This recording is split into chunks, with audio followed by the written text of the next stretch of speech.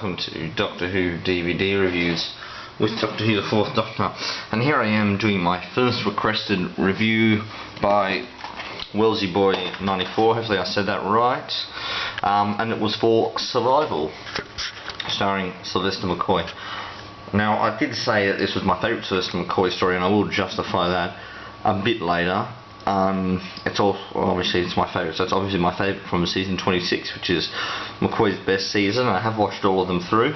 But a little interesting tidbit I found out: Survival was not the last produced Doctor Who story. That honour goes to Ghostlight. That was the last ever produced Doctor Who story, so that's the last time Sylvester McCoy ever starred as the Doctor, but that went out a few weeks before Survival. And that was the second serial of the season, I'm pretty sure, yep. And Survival ended up being the last. I think there's a bit of shuffling. Let me just grab my season 26. There's a bit of shuffling in the orders, because originally Curse of Fenric was meant to be first, and then we had Battlefield, and then it was meant to be, I'll put it down, Ghostlight, and then we would have had Survival. So this would have been the order for season 26. That was the intended order of these serials. I'm pretty sure. I don't think them two were switched. I don't think Ghostlight was ever meant to be the last one. Yes, as in Curse of Fenric, there's a costume reveal for the Seventh Doctor's new costume, as you can see on the front there. He's got the new, it's better shown on the Survival one, the new brown jacket compared to the past two seasons. Light coloured tan one, I don't know what colour you sort of call it, light coloured one. So he's got a more darker costume for the more darker tone of this season, as it's very dark tone. So yes, that was meant to be the intended order, but for some reason Curse of Fenric was pulled back, and so the costume reveal, we just saw the Doctor in Battlefield with a new costume, so the costume reveal was lost, and we ended up with the order like this. So we go Battlefield, Ghostlight, Curse of Fenric and Survival. That's season 26, McCoy's best season of Doctor Who. So that's how that goes. But we'll move back on to Survival, move those out of the way. Now, Survival, I'll go through the DVD and then I'll give, actually no, I'll go through what I like about Survival first. Okay, what I like about Survival compared to the other three I've stated, I might leave them out over here actually, the other three of the season, is that Ghostlight I found a bit, you have to watch it more than once to understand what's going on, but not to say that's not an enjoyable story. It had stuff about evolution and all sorts of stuff like that, like evolution, as I've said. I do biology at school, so I found that really interesting, the evolution of Josiah Samuel Smith, is that right? It's not said on the back. Alright, but I'm pretty sure that's his name. Yes, I found that interesting. Battlefield, I loved it when the brig came back. I found the concept pretty good. I liked the alternate Arthurian legend sort of thing, like the Doctor's Merlin in a different legend sort of thing. It was good. I enjoyed it more than something like Time in the Running, so that's all good. Curse of Fenric, fantastic story with the World War II setting and the omnivores, or vampires thingies, and the Norse mythology going on there. McCoy again, and World War II, is he on the commentary track? Yes, I haven't listened to the commentary track for this one yet, but I have listened to Survival. And then we get Survival to finish us off with the Master returning. So the Master is the only returning enemy for this season, yes, and we get him right at the end. Thank God, I love the Master. I love the Master, and in this performance, Anthony Ailey gives his best performance with the Master since probably Logopolis. Logopolis, Keeper of Track, and he wasn't really the Master, but he did give a good performance in there, Anthony Ailey. So I'd say Logopolis. He was good in Castrovalva, and then sort of, then the next one's Time Flight. We won't talk about that. Yeah, so I did enjoy the Master coming back, and finally, it shows you here, yes it does, he doesn't wear that stupid costume anymore, he actually wears a suit. So cool. It's the first time, I think it's the first and last time, because it's the last time Anthony Ailey appeared as the Master in this episode, that we get the Master in a suit. Oh no, we don't. We get him with John Sims. Sorry. The first time we get Anthony Ailey in a suit, I'm pretty sure. Just thinking, yeah, I think it is. Also, Sophie Aldred's last serial, and it's sort of not Battlefield. For this season, we've got sort of an arc going on between. I keep dropping. Between Ghostlight, the last 3 serials of the season, we got Ace confronting her fears about the house she blew up. She blew it up in 1988, was it? Yes. But they go back to 1888 when there were still people there. Ace facing her fears there. Ace meeting her grandmother, and then her mother as a baby, and then she's like, oh no shit, mother's like a bitch or something, we don't know. She doesn't like her mother, gave her the name Dorothy, I think we find out in this one, yes. And she sort of confronts her fear about her mother in that one. And in this one, she, all her friends, or not all of her friends, I think there's one left, gets sent to the Cheetah Planet, so she's facing her fears in her own time. Like, we've got 1800s Ghostlight,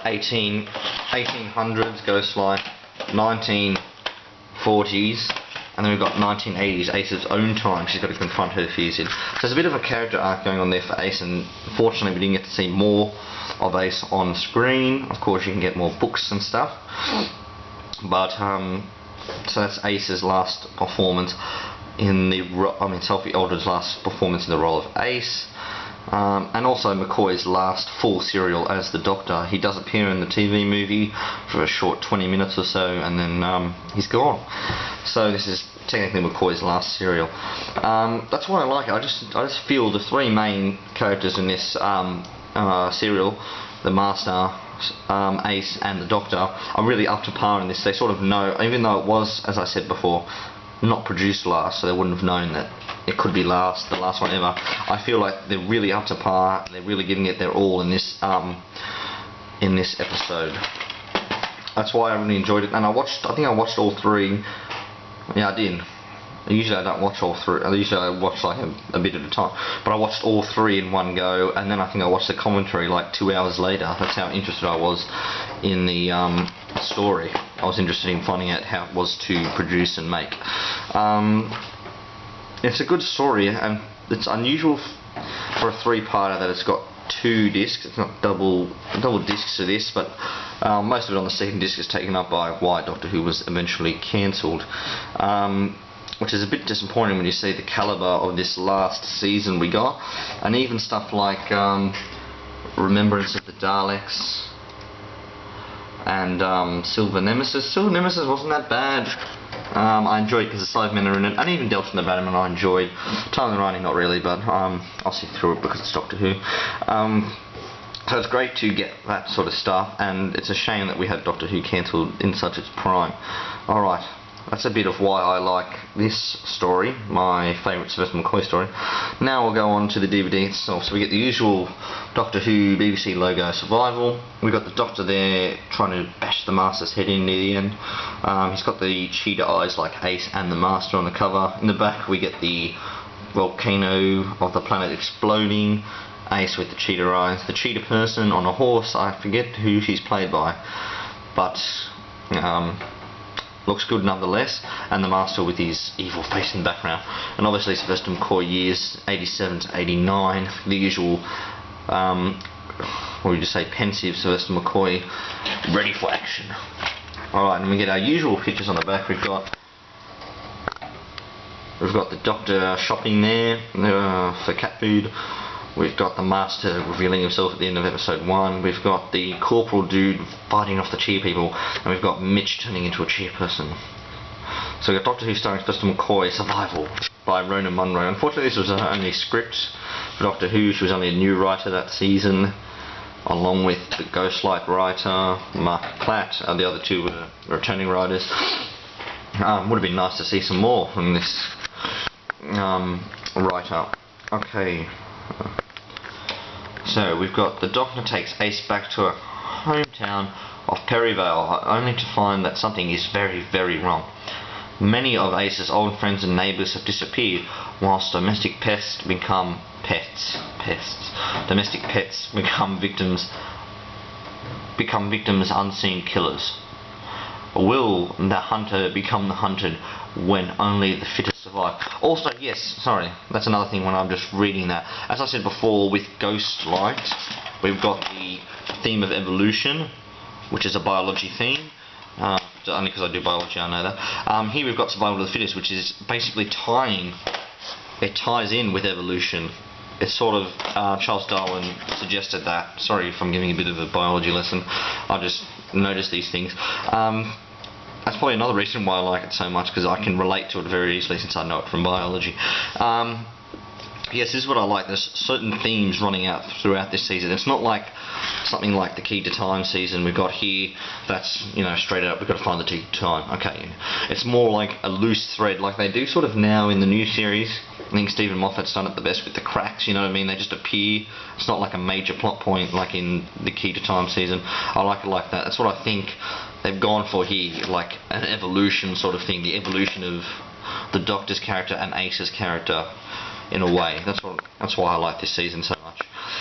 Okay, sorry, we'll get back to the DVD. We've got, the story was originally broadcast in the UK between the 22nd of November and the 6th of December 1989.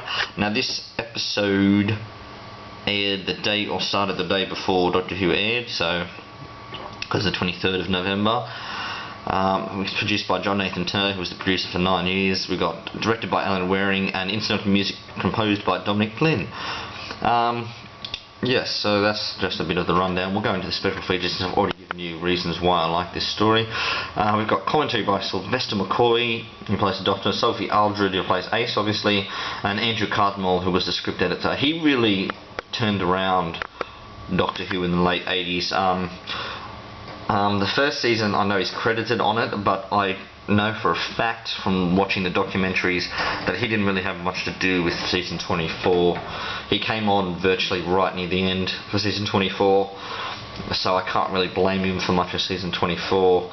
Time of the Rani was virtually already written when he came on. He only changed a few ideas, he said, and then they basically went into production. Paradise Towers I enjoy, so I won't blame him for that, it was good. Milton the Bunderman was a good romp, I enjoyed it, and Dragonfire was pretty good. Probably one of the best of the season, though I do like Paradise Towers better. Still good to have it. So yeah, he really improved Doctor Who from season 25, 26. And of course 26 is sort of like the Cartmel master plan, bringing the Doctor back to a darker side, starting with Remembrance of the Daleks in season 25 to kick the anniversary season off. Yeah, it's good. I enjoy. I really enjoyed what Andrew Cartmel's done for what he did for Doctor Who. Alright, so we've also got fan commentary by the winners of a recent Doctor Who magazine competition for episode 3 only. Haven't watched that, probably boring. Cat Flap, a 2-part documentary covering the making of Survival. I've watched that. Very interesting, very informative. I think part 1 is, I can't remember what they're called. It might say in the box when the DVD when I open it up. You can have a look at that.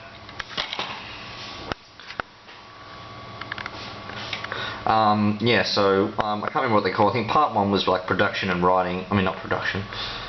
Pre-production and writing, and then part 2 was production and wrapping of the season, sort of thing.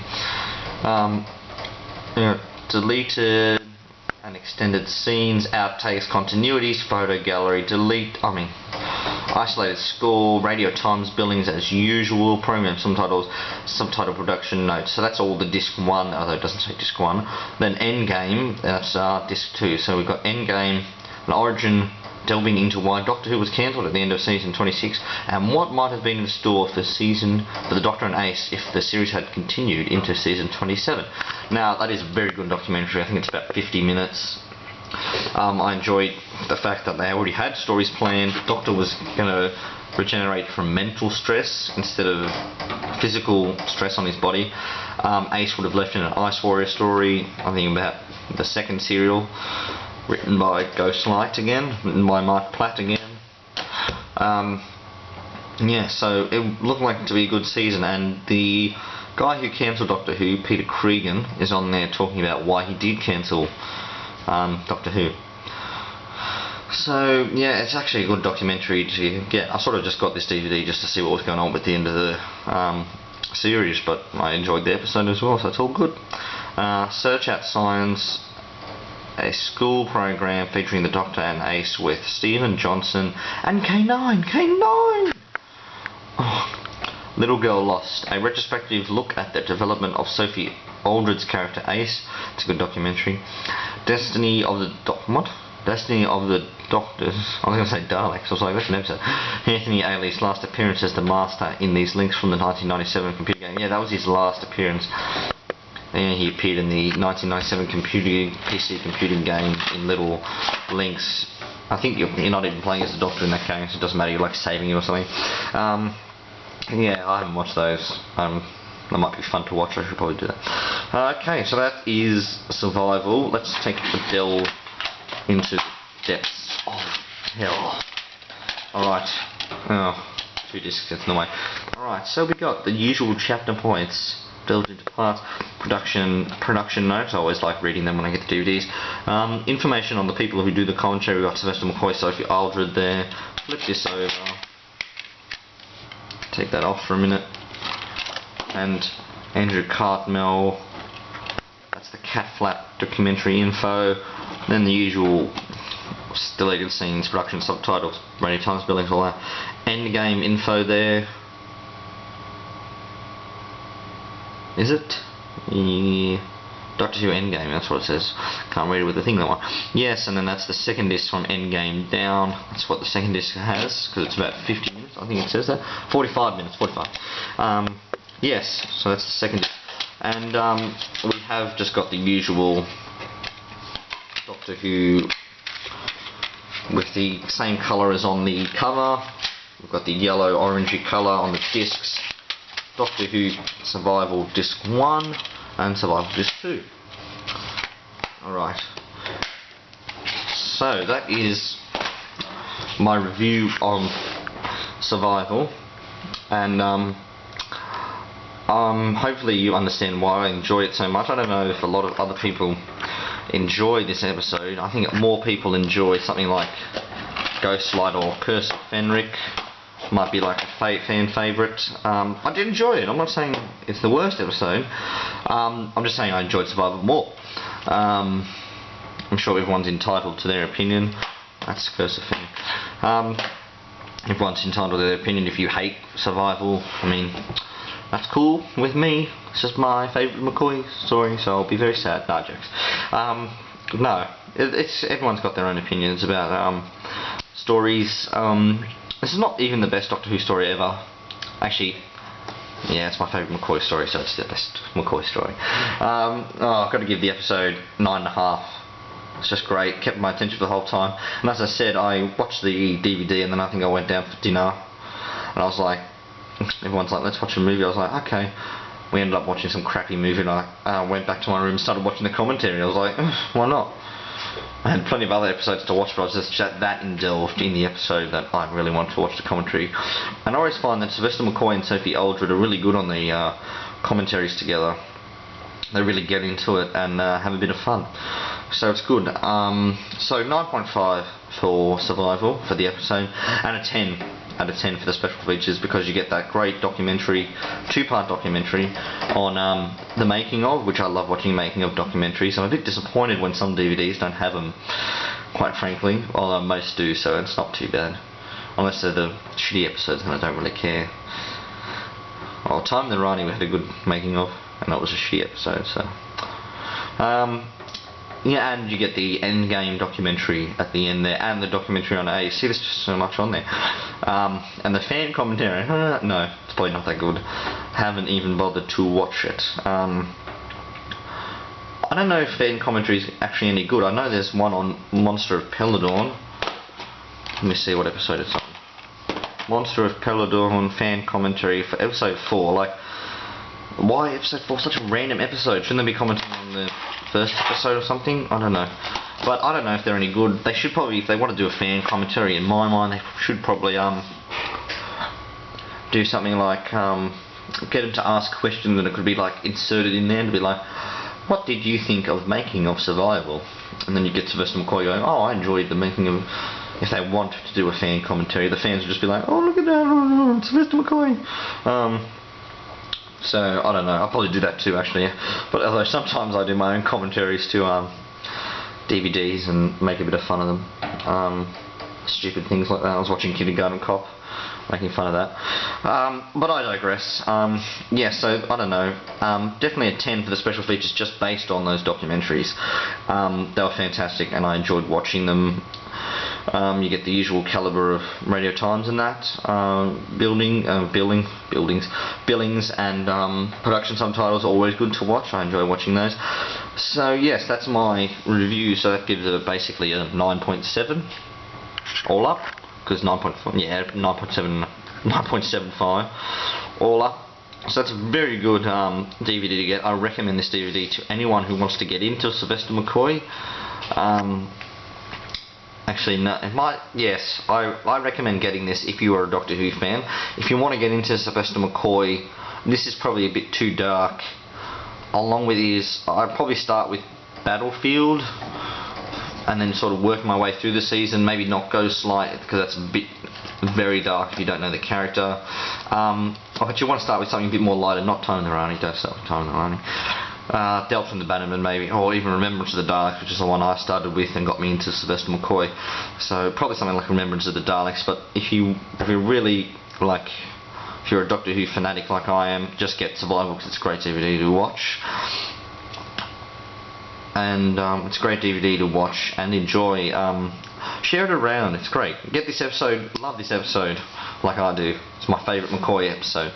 Alright, so stay tuned, we've got another requested review coming up, and that is on The Mask of Mandragora from Doctor Who's 14th season. This is the start of the 14th season, The Mask of Mandragora, so we'll be back with The Mask of Mandragora for Doctor Who Madness. I'm sure if that's wrong, I'll fix that in my next video. I'll check that up. But thank you, and thank you to Welsie Boy, I think that's right, Welsie Boy 94, for my first requested review, and here it is, my in-depth look of Survival for you. Hope you enjoy.